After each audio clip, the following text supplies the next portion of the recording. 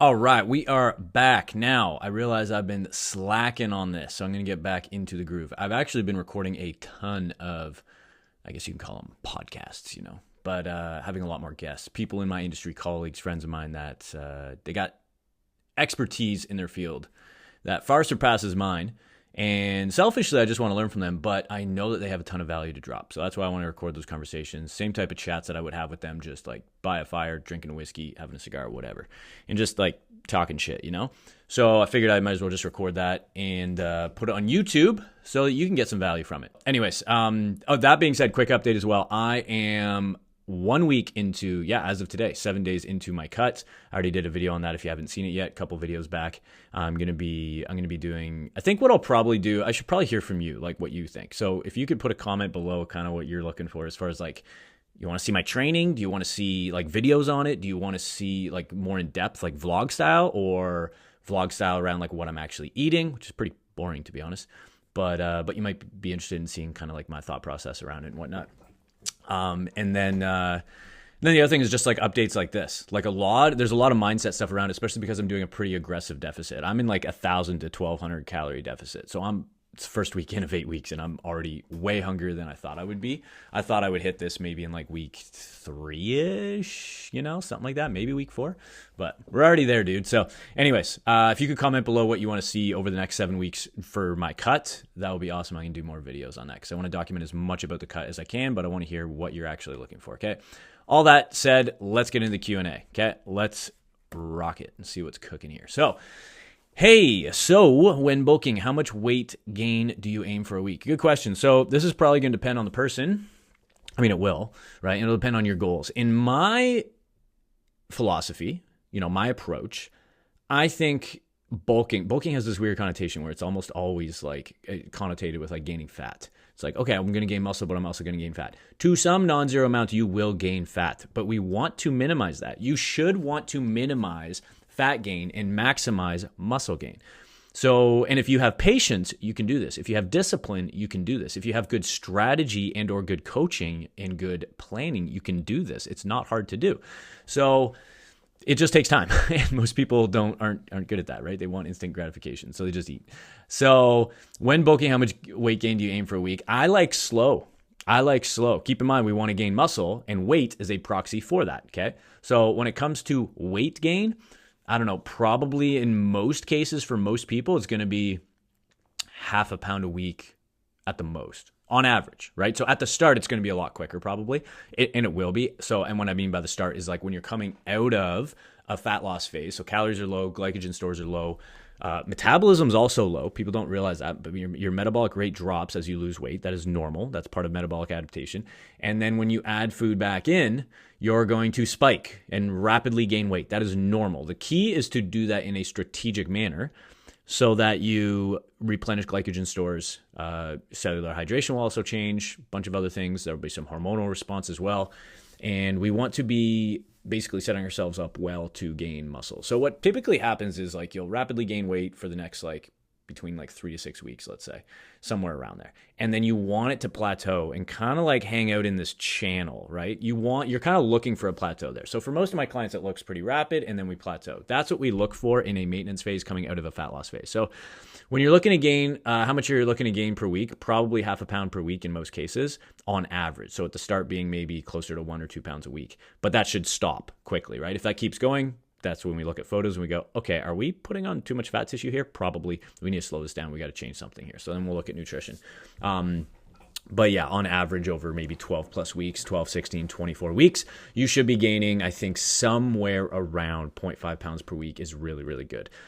Some weeks, if you get less, that's going to be just fine. Muscle gain is slow. You got to be freaking patient with it. Okay. You lose fat much, much quicker than you gain muscle. And if you're not, then that means you're doing fat loss wrong and you need a better setup. Okay. Next. Thanks so much for the educational content. You're very welcome. I have a question about the calories you were eating post fat loss phase. You mentioned eating 2,300 calories at the end of the cuts. How much were you eating afterwards to maintain your body fat percentage? Is the number slightly above or below your maintenance? Yeah, so what's the first question here? So you mentioned you're eating 2,300 calories at the cut. How much were you eating afterwards to maintain your body fat percentage? So yeah, so I ended up, I'm going to document this even closer after this fat loss phase is done as well. I'm going to document the maintenance after to show you exactly what I kind of do, because there's a lot more flexibility in that phase too that a lot of people don't really see. And there's supposed to be more flexibility in my opinion. So how much was I eating afterwards to maintain body fat percentage? So 2,300 calories where I ended my last fat loss phase.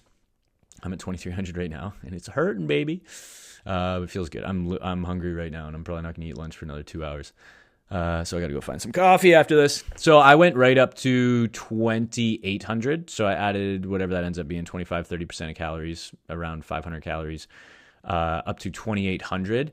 And I kept my 2 free meals a week, and then I started to gradually add in a 3rd free meal a week, still using the same framework as I normally would, eating them very, very healthy, just not knowing what the calories are, and not tracking my food, not tracking the food in those 3 meals. But typically my program would be twice a week. So that was why it was an increase of 1 meal per week that's totally untracked. And that's a good phase to do this in. So I was probably eating closer when you kind of spread it out. If you had to estimate, probably closer, 2,800 is tracked, but probably ended up being 2,900 to 3K a day. If I had to estimate based on those 3 free meals per week that kind of add in the extra calories. And then I started to creep up a little higher deliberately. So I started to creep up closer to 3,100, 3,200 on top of the free meals. But then because of like we had some travel as well, which meant I had a lot more free meals. So then I started pulling back and dropped again to my normal 2 free meals, and then kept calories around 3K to 3,100. Okay, so 3K, 3,100 on top of 2 free meals per week, just so you have an idea of what that looks like. Okay, so quite a big jump from the 2,300 calories, right?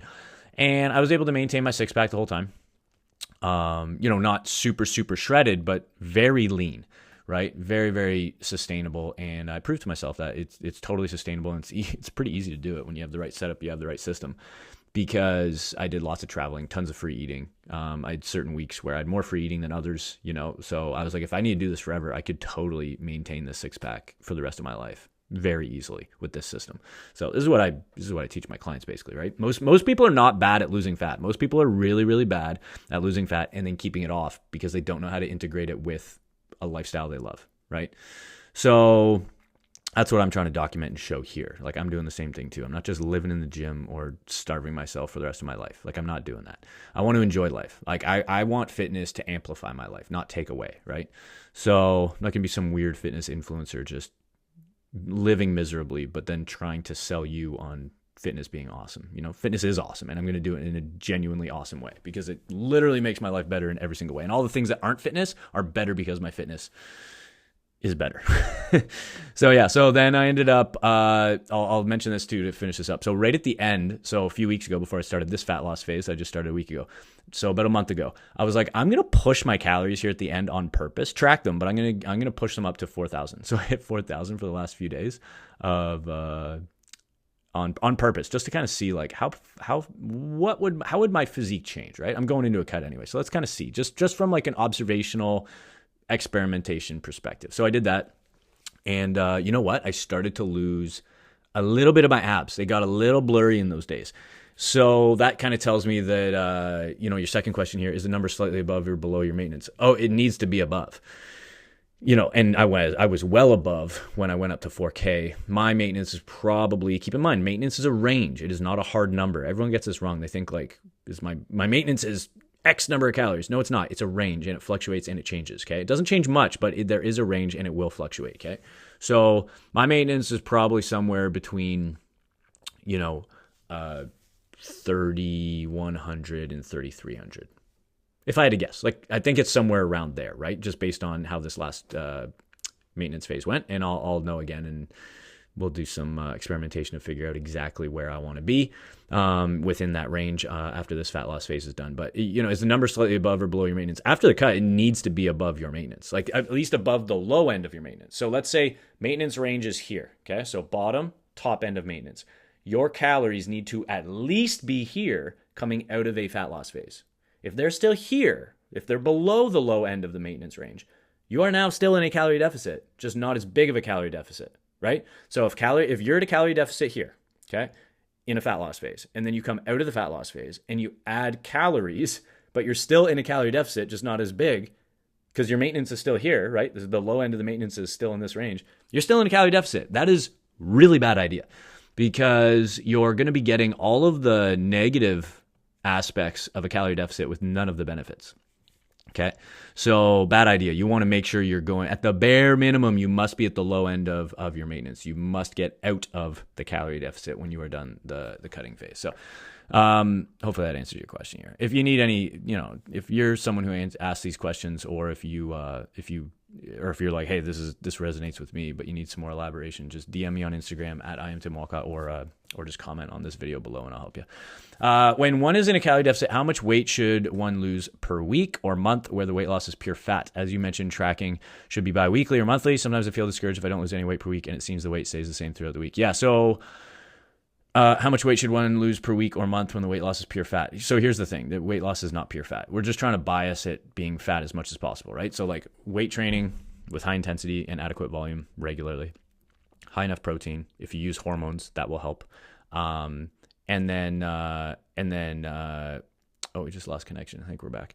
And then sleep, potential supplementation, natural supplementation. There's a bunch of things that go into, did I say adequate protein, right? It's all these things together that are going to help us bias muscle tissue maintenance, preservation, while losing body fat. But when you lose weight, you will always lose muscle and fat, among other things, right? You always will. We're just trying to make sure it's as minimal muscle as possible and as much fat as possible. So you're never losing pure fat, okay?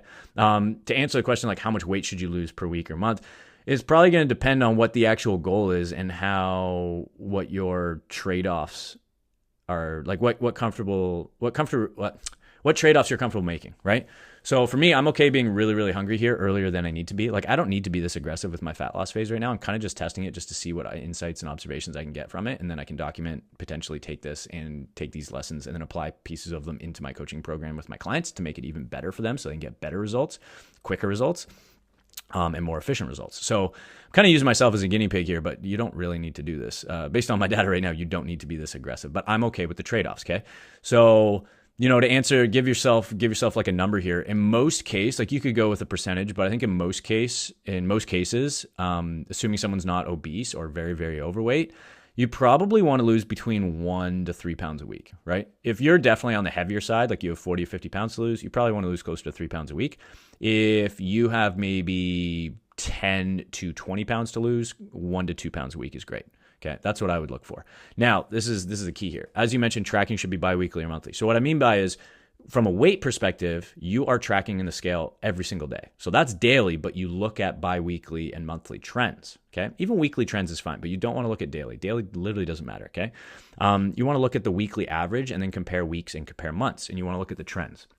So sometimes when I feel discouraged, if I don't lose any weight per week and it seems the weight stays the same throughout the week, yeah, that's super, super common. So I'll tell you an example right now for me. So I'm on my 7th day of this cut, right? First week of 8-week cut.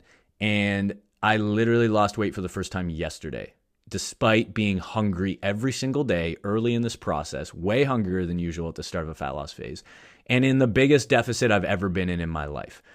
So, like, oh my goodness, I'm spitting all over the mic. And for most people, they'd be super discouraged, but I know the game. Like, I get it. It's like the scale's delayed. It takes time for fat to actually like leave your body and then reflect onto the scale. So I'm losing fat this entire week probably. I just haven't seen it reflect or realize onto the scale yet, which is totally fine. So I'm just patient. I just keep doing what I'm going to do. And then I saw a drop yesterday and I saw a even bigger drop today. So it's like, we're fine. We just stay the course and we're good. This is the key too, is I was looking at my photos each day this week and it felt like I was getting leaner every like 36 to 40 hours. So I'm like, I don't need the scale to go down. I'm not trying to lose weight. This is what everyone screws up. I'm trying to lose fat. I'm trying to get leaner. Losing weight is just a proxy for that. So I don't need to lose weight.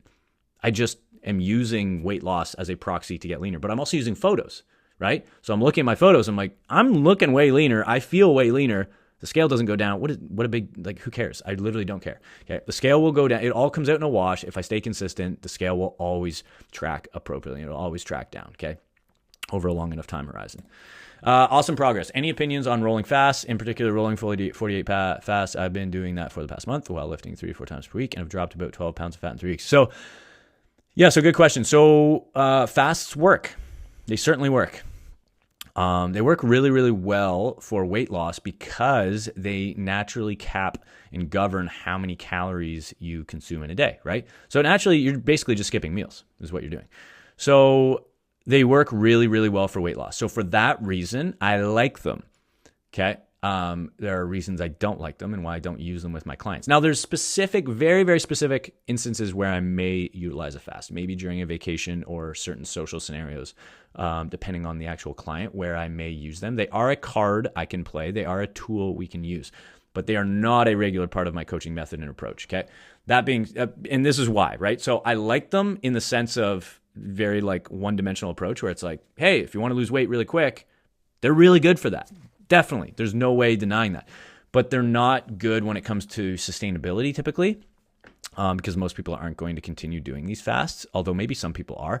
So that's one thing to consider. The other thing to consider is that even if you are willing to do the fast long term, so you're like, okay, well, the sustainability factor is not an issue for me.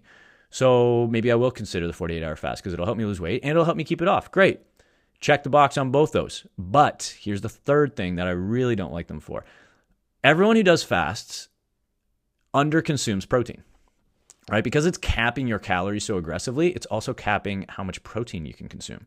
So I don't like it for that reason. Now, since it's a rolling 48-hour fast, I don't know how often you're doing this. Like maybe if you're doing it once a month, I'd be like, okay, that amount of limited fat, protein in that time period probably doesn't matter as much.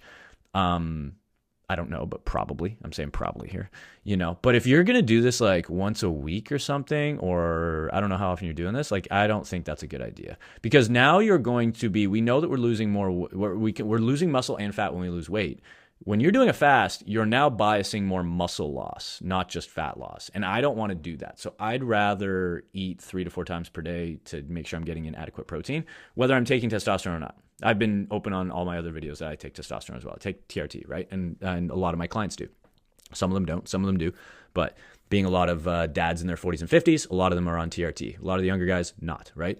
That being said, the whether you're natural or you're taking testosterone, at TRT level or even higher doses, regardless, we are going to want to leverage protein, right? It's very, very important. So you're going to be severely limited when you're doing these fasts. So that would be my biggest consideration with that is like sustainability, first of all, long-term. And then second of all, it would be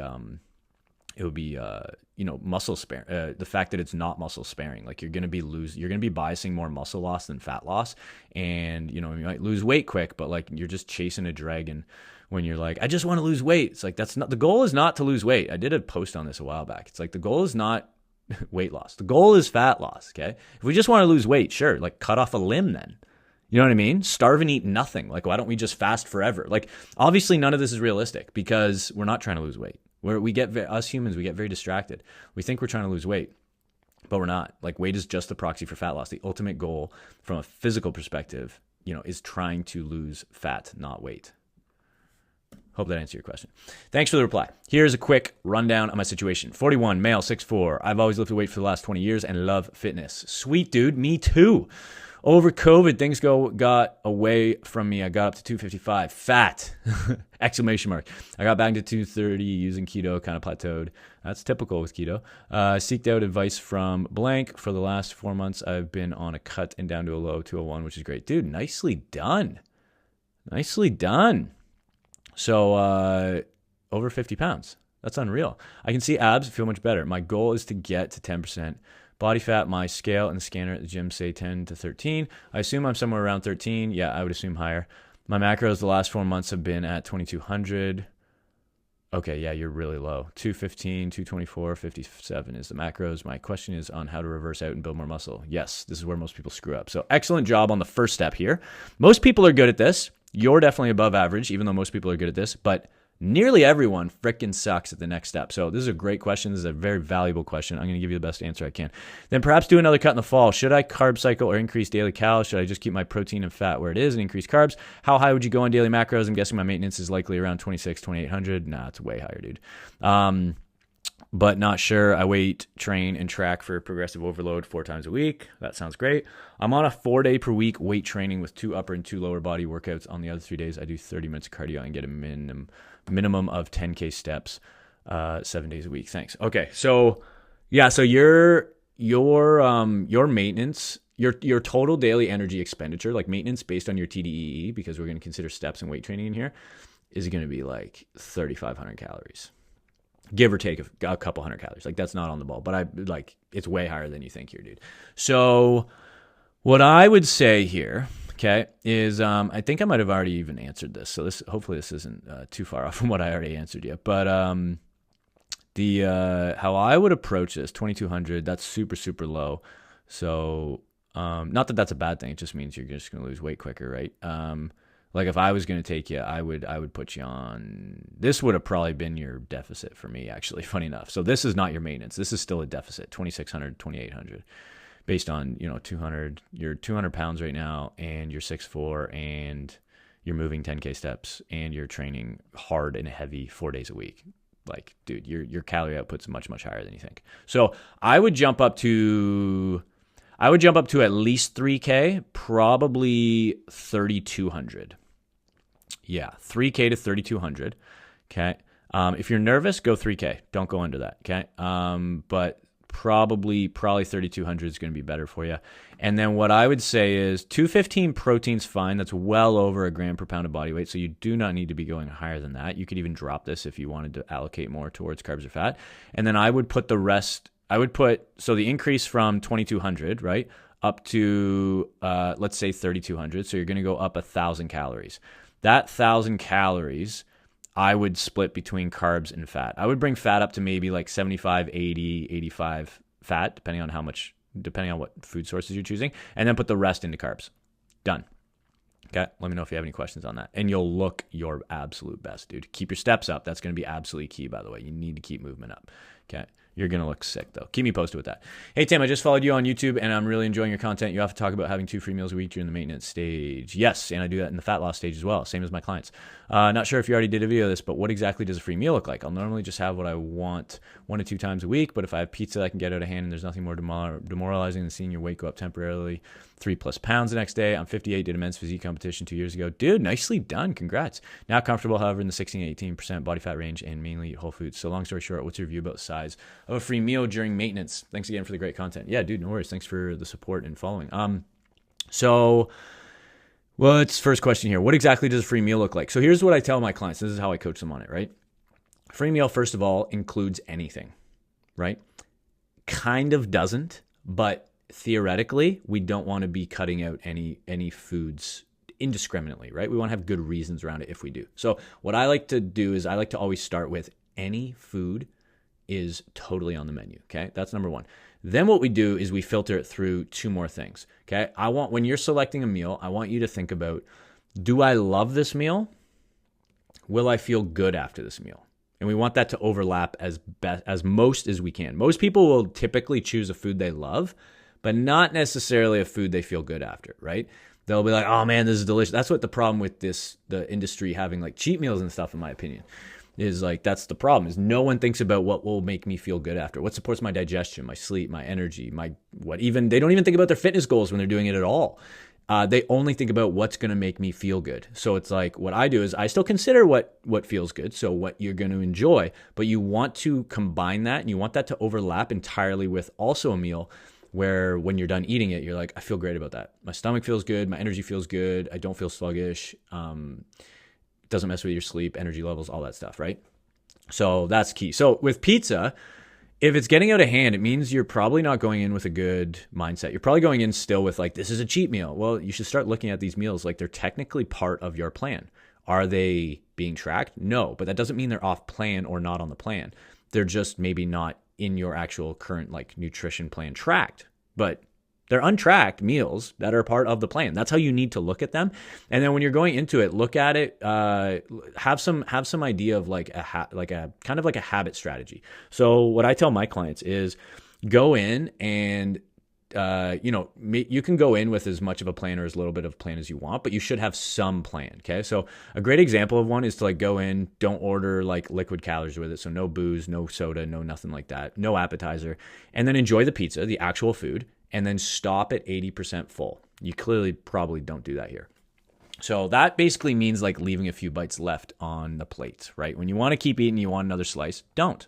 It's a choice. Stop, okay? If you find it hard to stop with certain foods, that means maybe you do cut that food out, right? Indefinitely, where you're like, you know what? That's just not worth it. Like for me, chips. I just don't buy chips, put them in the house, because if I do, I literally just eat them. So, and I know it's a choice and nothing's stopping me, but like, man, it's hard. And I'd rather just make that decision as easy as possible for myself. So I just don't buy the chips. I just keep them out of my house. So I just don't buy foods that are really, really easy for me to binge on. Okay. And I'll typically choose foods that are similar when it comes to my free meals.